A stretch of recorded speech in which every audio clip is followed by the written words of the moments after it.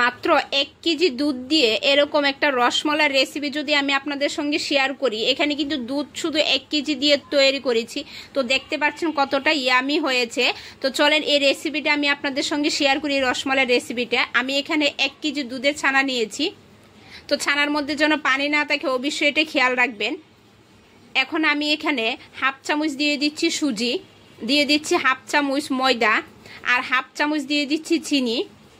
এখানে কর্নফ্লাওয়ার দিয়েছি অল্প 2 চিমটির মতো, আর 1 চিমটির মতো দিয়েছি বেকিং পাউডার। এখন সবগুলো উপকরণ একসঙ্গে মিশিয়ে ভালো করে আমি এখানে 10 মিনিটের মতো স্মুথ করে একটা ডো তৈরি করে নিচ্ছি। অবশ্যই স্মুথ করে ডোটা তৈরি করবেন। এখন মিষ্টির সাইজ যেন একই হয়, আমি একটা লম্বা একটা ডো তৈরি করে নিচ্ছি। নিয়ে আমি এখানে ছোট ছোট বল বানিয়ে নিচ্ছি। যেহেতু এটা রসমালাই বানাবো, এমনিতে ফুলে টইটম্বুর হয়ে যাবে, তো আমি এখানে ছোট ছোট সাইজ করছি। তো আমি এই সাইজগুলো করে নিয়েছি। এখন আমি মিষ্টিগুলো বানিয়ে নিচ্ছি। তো আমি এখানে লম্বা এবং গোল দুইটাই করব, আপনারা চাইলে যে কোনো একটাই করতে পারেন, সমস্যা নেই।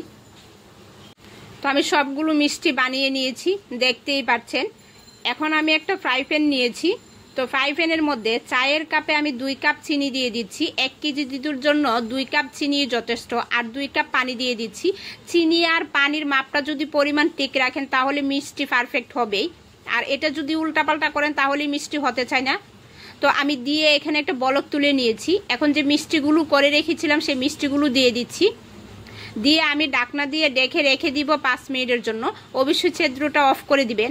তো আমি 5 মিনিটের মধ্যে আর ঢাকনাটা ওপেন করি নাই। 5 মিনিট পরে ঢাকনাটা ওপেন করে দেখেন মিষ্টিগুলো ফুলে গেছে। তো যেহেতু একটু পানিটা কমে গেছে, একটু আটালো হয়ে গেছে, সেই ক্ষেত্রে আমি এখানে 5 মিনিট পরে পানি দিয়ে দিচ্ছি। গরম পানি, অন্য চুলাতে ফুটন্ত গরম পানি রেখেছি, সে ফুটন্ত গরম পানি দিয়ে দিচ্ছি। তো দিয়ে আমি ঢাকনা দিয়ে ডেকে আবারও 5 মিনিটের মতো জাল দিব। তো মধ্যের থেকে আমি ঢাকনাটা ওপেন না করে একটু উল্টিয়ে পাল্টিয়ে দিচ্ছি। অবশ্যই ঢাকনাটা ওপেন করবেন না। তো 5 মিনিট পরে আমি ঢাকনাটা ওপেন করে দেখি যে দেখেন ফুলে একদম টইটুম্বুর হয়ে গেছে। তো আমার আবার মনে হচ্ছে শিরাটা একটু কমে গেছে, আমি আবার পানি দিয়ে দিচ্ছি। তো অন্য চুলাতে অবশ্যই গরম পানি করে রাখবেন। এটা কিন্তু কখনো ঠান্ডা পানি দেওয়া যাবে না, গরম পানি দিয়েই করতে হবে। তো আমি এখানে গরম পানি দিয়ে দিয়েছি। টোটাল মিলেই আমি 20 মিনিটের মতো মিষ্টিটা জাল করেছি। তো দেখেন আমার মিষ্টিটা হয়ে গেছে 20 মিনিট পরে। আমি এখানে 3 বার গরম পানি দিয়েছি। চুলাটা অফ করে দিচ্ছি। দিয়ে যেন ওভার কুক না হয় সেই জন্য আমি এখানে গরম পানি দিয়ে দিচ্ছি। যে পানিটা বেঁচে ছিল সে পানিটা দিয়ে দিচ্ছি।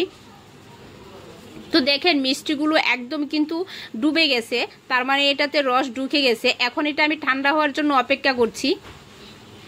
তো ঠান্ডা হলে রসটা আমি নিগড়িয়ে নিব। এখানে আমি দিয়ে দিচ্ছি 1/2 লিটারের চেয়ে কম দুধ। তো দিয়ে ভালো করে একটু বলক আসা পর্যন্ত অপেক্ষা করছি। আর আমি এখানে চিনি দিয়ে দিচ্ছি 2 চামচ। আপনারা যদি মিষ্টি বেশি খেতে চান তাহলে বেশি চিনি দিতে পারেন। আমি চিনি অল্প খাবো, তাই আমি এখানে 2 চামচই দিয়েছি। আর যে পাউডার দুধ ছিল সেটা আমি দিয়ে দিচ্ছি। আমি এখানে 20 টাকা দামের পাউডারের দুধ 2টা দিয়েছি। তো দেওয়ার পরে মিষ্টিগুলো দেখেন আমি রস ছাড়িয়ে নিয়েছি একদম চিপড়ে। তো 3টা মিষ্টি আমি এক্সট্রা রেখে দিব। কেন রাখছি আমি বলছি, যেহেতু আমার দুধের পরিমাণ কম, সেই ক্ষেত্রে আমি 3টা মিষ্টি এখানে গুঁড়ো করে দিয়ে দিব। তাহলে দেখবেন যে অনেকটা ঘন হবে আর খেতেও অনেকটা ইয়ামি লাগবে। তো যাদের দুধের পরিমাণ কম থাকে তারা এই টিক্সটা অবশ্যই কাজে লাগাতে পারেন। তো আমি এটা দিয়ে দিচ্ছি। এখন দিয়ে আমি ঢাকনা দিয়ে ডেকে 1 মিনিটের মতো জাল করে নিব। বেশি সময় জাল করব না, জাস্ট 1 মিনিট। তো 1 মিনিট হয়ে গেছে, আমি ঢাকনাটা ওপেন করে নিয়েছি। এখন আমি চুলাটা অফ করে দিয়ে 30 মিনিটের জন্য রেস্টে রেখে দিব।